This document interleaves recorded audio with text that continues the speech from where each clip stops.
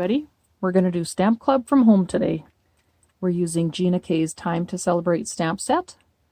And next month we'll be using it again. We're going to bring in the dies, and also there are what's called foil mates that we'll use next month too. But this month just the stamps. So very festive. Cakes, birthday gifts, and balloons. And confetti, so it doesn't just have to be birthdays. We're going to start with this card in the middle, Time to Celebrate. And we're going to stamp our own background paper and a sentiment strip. I'm just going to make this a little smaller. So you're going to look for this set of papers in your kit. So a white panel, black panel, and smaller for the sentiment. We're going to stamp our own background paper. So you need your stamp positioner. Hopefully you will have a piece of acetate later for some placement. The colors we're using on this card, these are the ones I used. They're oxides, and we'll need black for the sentiments. So here's how I did this one. You're going to need an acrylic block.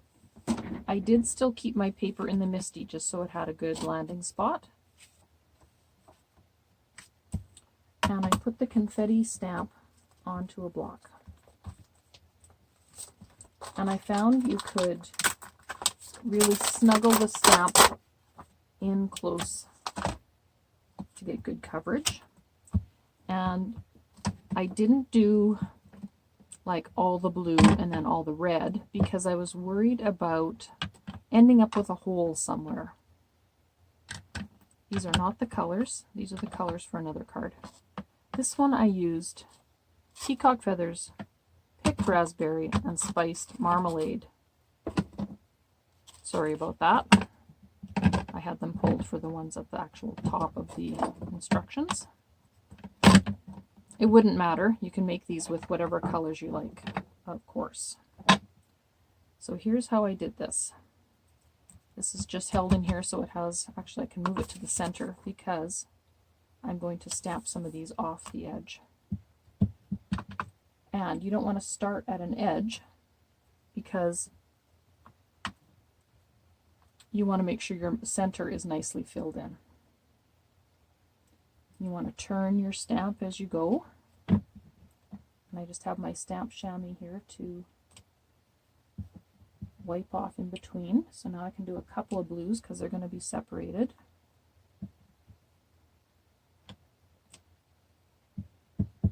Now I can do another orange going over here. The pink going over here. And maybe here. So you see I'm separating my colors, I'm turning the stamp,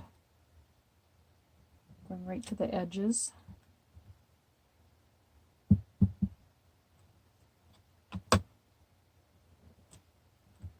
Better get back in the middle here. I'm going to end up with a couple of colors right next to each other, so I'll kind of go with the orange because it's kind of unobtrusive.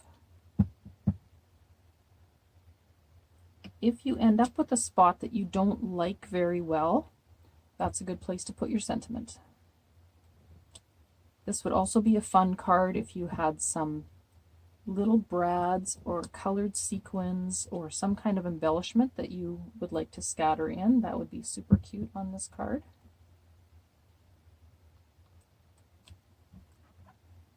So this is how that goes, and I think you've got the idea. I don't have to cover the whole background here.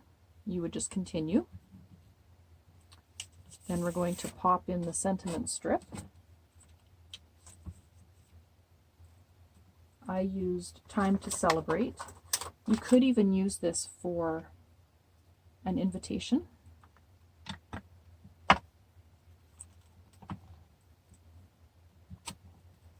Do this one with black.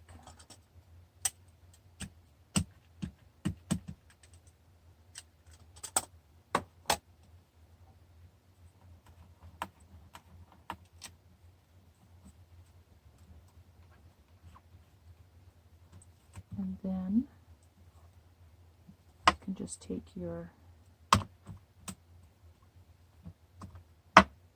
confetti, pop it onto here, stamp it in whichever color you like. This would be a kind of a band you could mass produce and then put it onto pattern paper. And you'd have a very quick and easy invitation, great for kids' parties. So then you're just going to mat both of these and put them onto your card base. And that is the first card. Okay, so we'll just cover these up. Now next we're going to do the first one on the sheet with the balloons. And for that we're going to use these colors that I showed you first. And the papers that you need are this little pack, and we're just going to stamp on this. So for this one, we're going to do some masking. And just to get an idea of where you want to place things, I want to make sure I've got this in the frame here. You'll see there are two balloons. One is the outline and one is the solid. And you just want to get an idea for placement. Make sure your sentiment is straight by using the grid lines on your positioner. And I stamped the sentiment in the Lucky Clover ink, just to make it a little happier than a black one.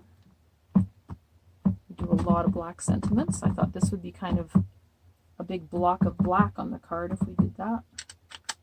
And I'm not inking the balloon right now, just the sentiment.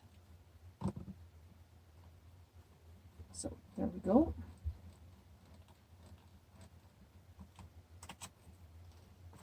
And that's pretty good.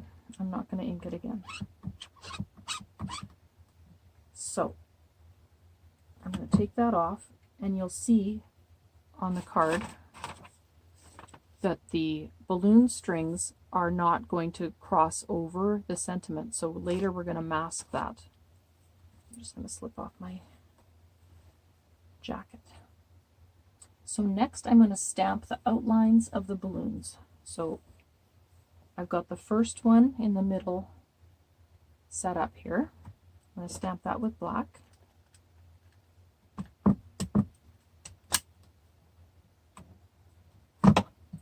Now, if there was a little bit of ink left on this stamp, I don't want it to transfer to my card, so I have a piece of acetate just to protect it while I place this. So I want the balloons to be quite close to each other. I don't want them to all be at the same height. Just going to get that ready, take this out, and ink it.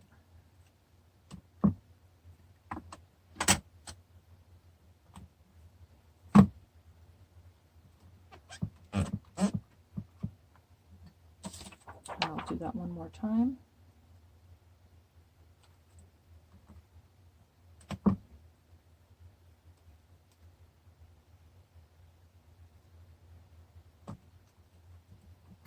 Pick it up.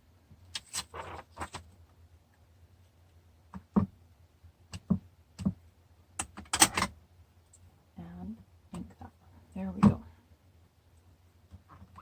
So now we're going to do the masking of the sentiment so that we can do the strings. So you can use post-it notes, you can use post-it tape, you can use purple tape. I think what I will use is this post-it tape with sticky all over it. So I'm just going to tear off a little bit.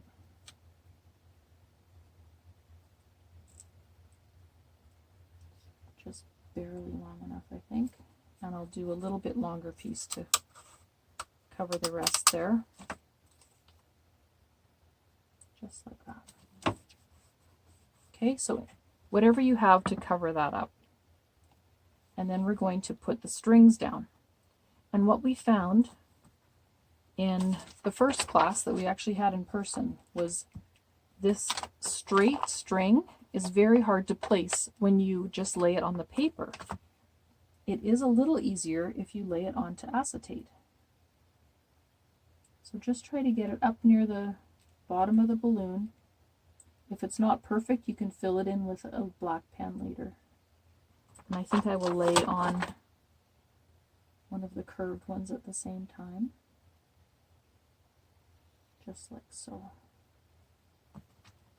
And pick those up, take off the acetate.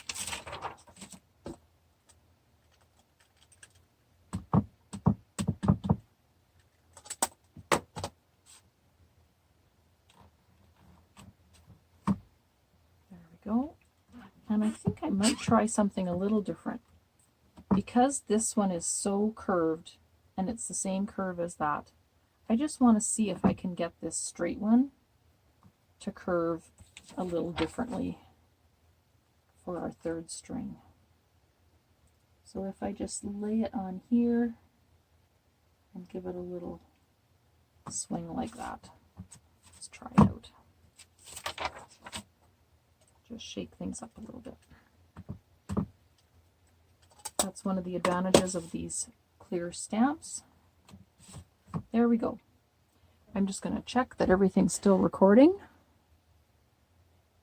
I think it looks good. Okay. I'm going to take off this stamp.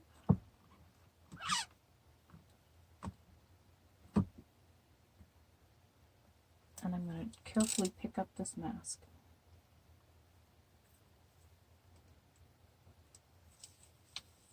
There we go. I think that looks pretty good. So now you could color these balloons with colored pencils or markers or whatever you like, but they give you this solid balloon so you can color them very quickly. And I thought it would be fun to give them bright primary colors. So we're going to use Candied Apple. I'm just going to check that that's, I think it's still good. If they're not perfect, that's fine too. Now these are very solid balloons. You might want to give them a rub before their first use with microfiber cloth or an eraser or with your hand, or give them a little bit of Versamark clear ink before you ink them up, and that will all help them give a good impression. So there's Candied Apple. Just going to dry this off with my hand. And here is this one. I'm going to do the Blueprint Sketch.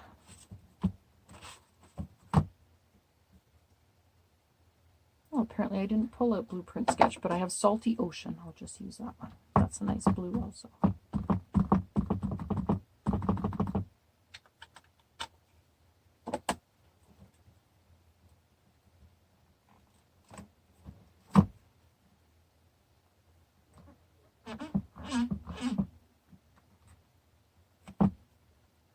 I tried to kind of pull colors that went with the stripes in the background paper, but I think this will still look fine. And the third one, Squeezed Lemonade.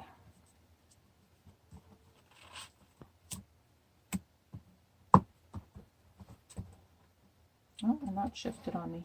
I'm just going to see if that is right.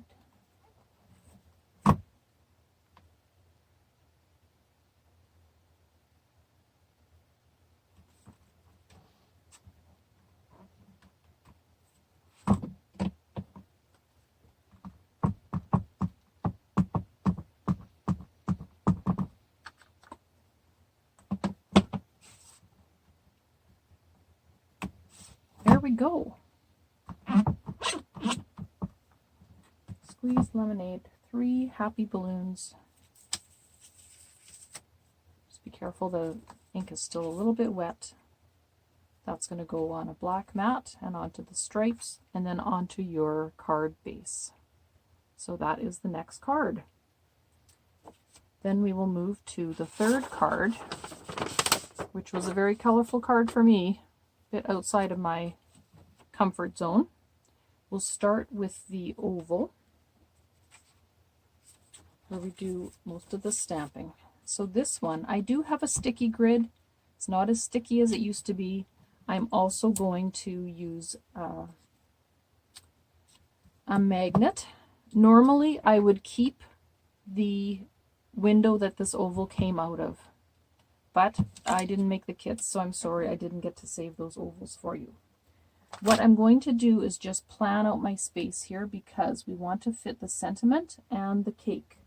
We're going to start with the solid cake plate. And we're also going to have candles in here, and I'm going to show you a trick because the full height of the candles probably won't fit. So we just want to make sure this looks fairly straight and centered in the oval. And with this magnet, hopefully I can keep things from moving. The first thing I'm going to do is just stamp this sentiment in black, and then I can take that off. And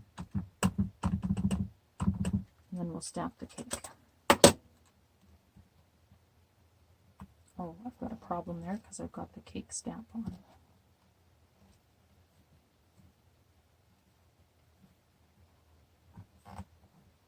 If I can get a good impression.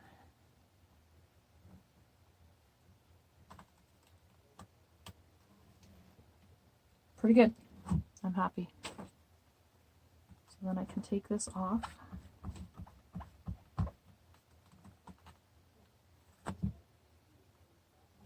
I can move my magnet so this cake gets stamped with picked raspberry or another icing color that you would like.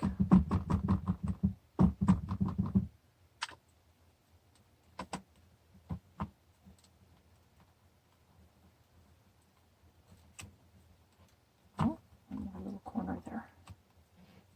Okay, then we lay over the fancy icing. And I didn't feel I needed to use the acetate for this. This icing is just a little bigger all around than the cake. And you can see through it pretty nicely. Just pick it up, and we stamp this in Salty Ocean, I think. Yes.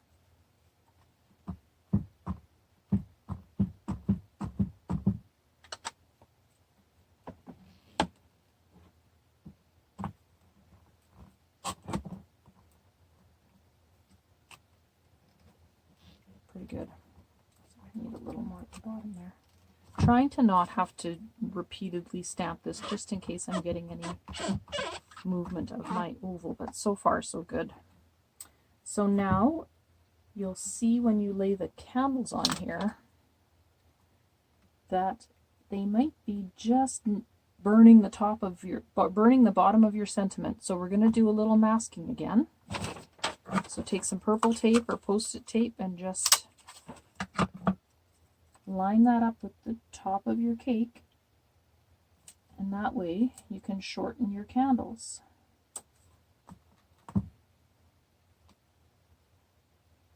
Just like that. Still try to get them centered. Stamp them in black.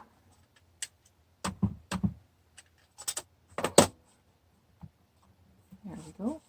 Get a bit more up top there.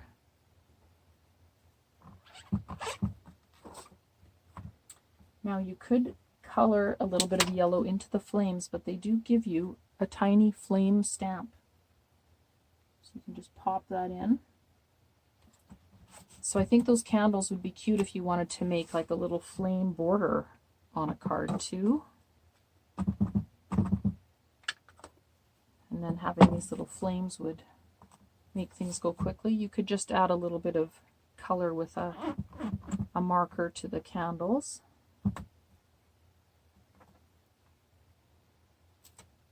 Okay, oh, so I must have either had my mask a little high. I think that's what probably happened there. So I could just take a very fine tip pen, which I think I might have here. 0.01. I'm going to try that on a scrap and see how.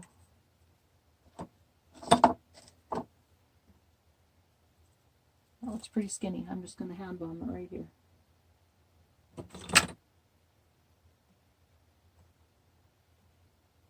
There you go. So don't lose sleep over something like that. So the last step for this card is the background, where I went a little crazy and I did inking. So just put the MISTI aside for a minute. I'm working on a waffle flower watercolor media mat, they call it, but it's also fun for inking because it'll kind of hold your paper in place.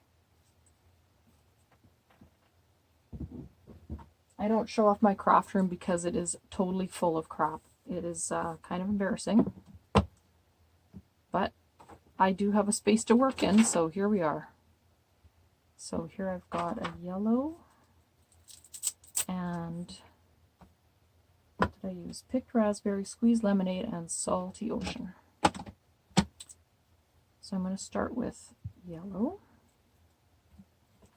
This does not have to be any fancy blending. You just want to get some color down. You can go in later and smooth it out. And we're going to do stamping of the confetti on top.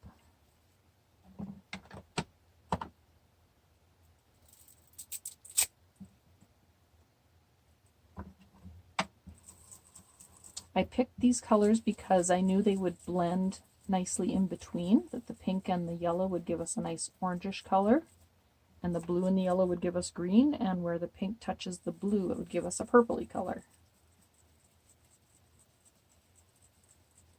You don't want to pick colors that are going to give you mud, a browny, yucky color.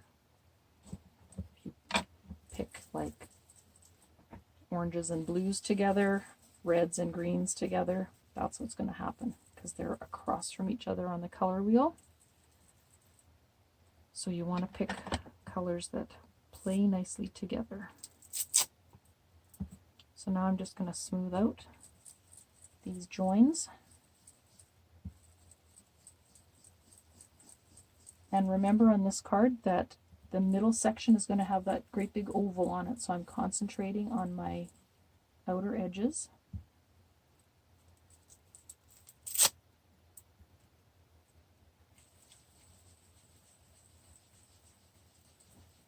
And this would have been even easier to do if I hadn't brought in that strong blue color. That's where I'm just going back and smoothing out with my lighter colors again a little bit.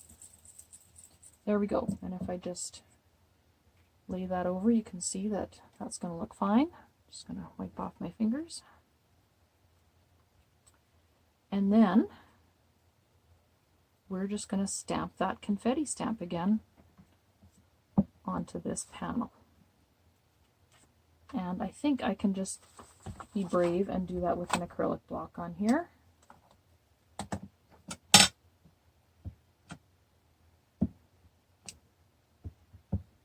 Now there is a sort of a raised section here that I don't want to get hung up on, so that's why I moved my panel over.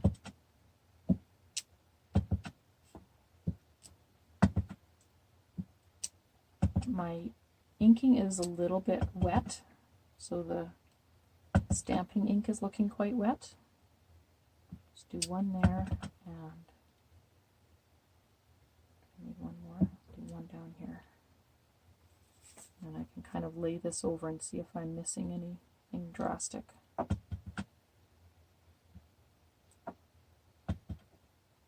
Maybe just one up in this corner. Okay, so I'm not going to move this right away because you can see this ink is quite wet here. I do have my heat tool here, but I won't subject you to that sound. Just clean that off. I'm going to put this aside. So this again is going to go on a black mat. You can put your oval onto that, and that might be a nice one to pop up if you have some foam dots or fun foam. Just give that a wipe. So these are going to be our 3 cards. Oop.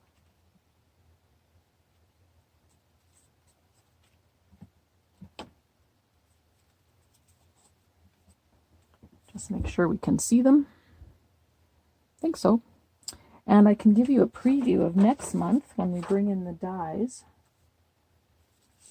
We're going to do this one with the cakes, this one with the present, And this one we're going to do some stenciling and also have a look at that foil aspect that goes along with this set. So that is for next month. And I will also be doing that one on video because we don't know what's going to go on, how long we'll be at home. But it gives everybody the option of staying home if they need to. Okay, everybody take care and hope to see you soon. Bye.